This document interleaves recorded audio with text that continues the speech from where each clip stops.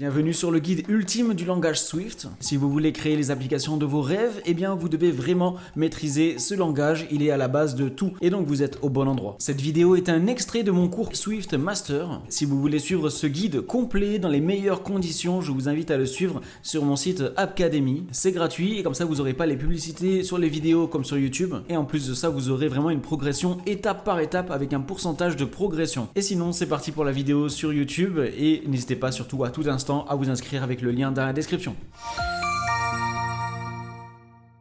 Dans cette vidéo, on va continuer d'approfondir le sujet des fonctions. C'est la deuxième partie. Dans la première partie, on avait vu les bases de la base, les fonctions ultra simples, des fonctions avec uniquement ici des parenthèses vides. Et donc justement ici dans cette vidéo, on va voir qu'est-ce qu'on peut mettre dans ces parenthèses. On va pouvoir y mettre ce que l'on appelle des paramètres. Et ça va nous permettre d'avoir des fonctions beaucoup plus utiles. On commence directement avec un exemple pratique. On crée une variable count égale à 0. J'ai envie de créer ici une fonction qui va modifier ce count, une fonction qui va incrémenter ce compte. Pour l'instant, c'est comme on l'avait fait dans la première partie sur les fonctions, mais on va voir qu'on va rendre ça un petit peu plus utile. On écrit main actor, ça c'est obligatoire dans le playground. On crée notre fonction avec notre mot-clé func, le nom de la fonction incrémente, les parenthèses vides pour l'instant. On ouvre les accolades, on fait count plus égale 1 pour l'instant. Donc là, quand on va utiliser la fonction incrémente, à chaque fois, ça va ajouter 1 à notre count. Donc là, après ça, ça sera égal à 2. Mais maintenant, cette fonction, j'ai envie, en l'utilisant, qu'on puisse spécifier de combien on a envie d'incrémenter notre compte. Et du coup, pour ce faire, c'est simple, dans les parenthèses, on va mettre un paramètre. On va l'appeler number et il va être de type integer. Et maintenant, on va faire à l'intérieur count plus égale number.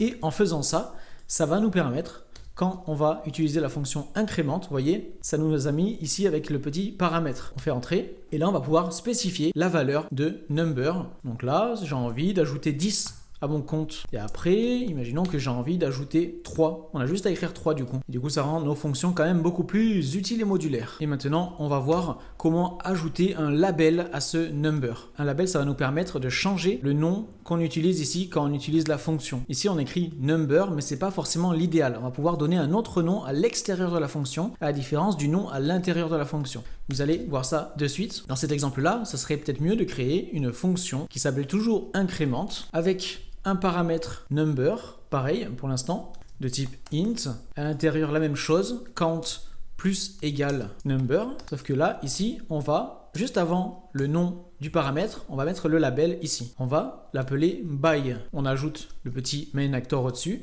Et donc là, en faisant ça, en mettant ce petit by, ça va nous permettre d'écrire incrémente by. Et là, on va mettre 8. Déjà, c'est beaucoup plus lisible comme ça. Ici, by, c'est le nom externe du paramètre. Et là, number, c'est le nom interne. À l'intérieur de la fonction, on utilise number et à l'extérieur, on utilise by. Ce nom externe, on peut l'ignorer. J'ai envie qu'on puisse écrire incrémente et directement le chiffre comme ça. Pour ce faire, notre fonction, elle va être quasiment pareille, sauf que ici, à la place du by, on va mettre un underscore pour ignorer l'argument label. Comme ça, on peut mettre directement le chiffre. Donc ça, c'était pour vous montrer qu'on peut ignorer ça.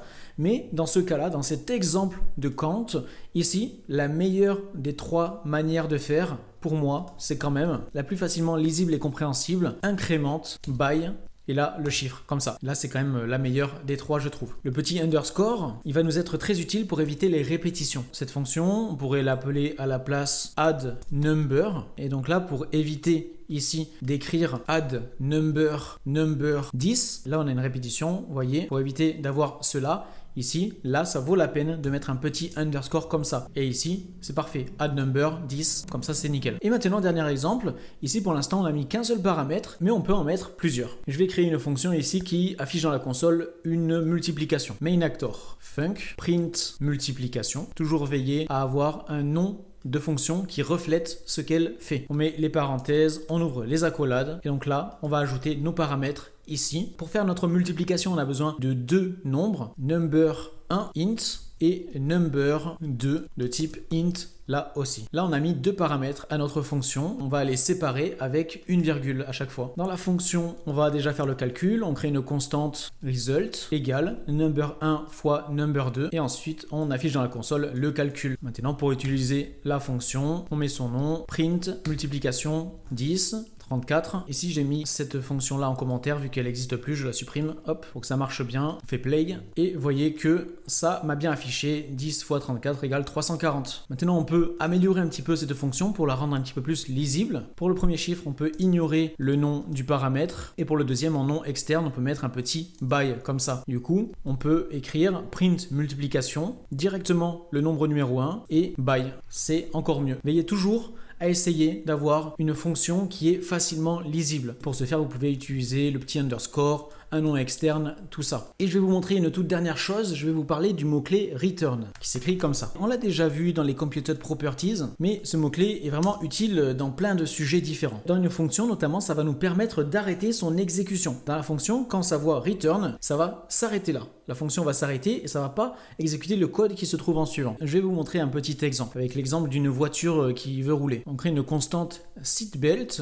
donc une ceinture de sécurité, et on va mettre ça égal sur faux. On n'a pas mis la ceinture. Et donc après, imaginons qu'on ait envie de créer une fonction drive, et donc imaginons que ça fasse plein de choses différentes ici. Mais avant d'exécuter tout ce code, imaginons qu'on ait envie de vérifier si on a la ceinture de mise. On peut faire un petit if seatbelt est égal false, donc si la ceinture n'est pas mise, là on pourrait faire un petit return. Si on n'a pas la ceinture, on arrête la fonction. Ici, on va pas plus loin. Tout le reste est ignoré. Donc voilà, ce mot-clé return est très utile pour ça. Et donc voilà, ça c'était la leçon numéro 2 sur les fonctions. Dans la prochaine leçon sur le sujet, on verra que ici, on peut ajouter quelque chose entre la fermeture de parenthèse et l'ouverture de l'accolade. Ça y est, vous êtes arrivé au bout de cette leçon. N'hésitez pas à suivre gratuitement le cours en entier sur Appcademy. Premier lien dans la description de la vidéo. Vous pourrez suivre le cours sans publicité YouTube et avec une progression étape par étape, avec même un pourcentage de progression. Donc n'hésitez pas, premier lien dans la description. Sinon, n'oubliez pas de laisser un like, de vous abonner à la chaîne pour plein de vidéos sur la création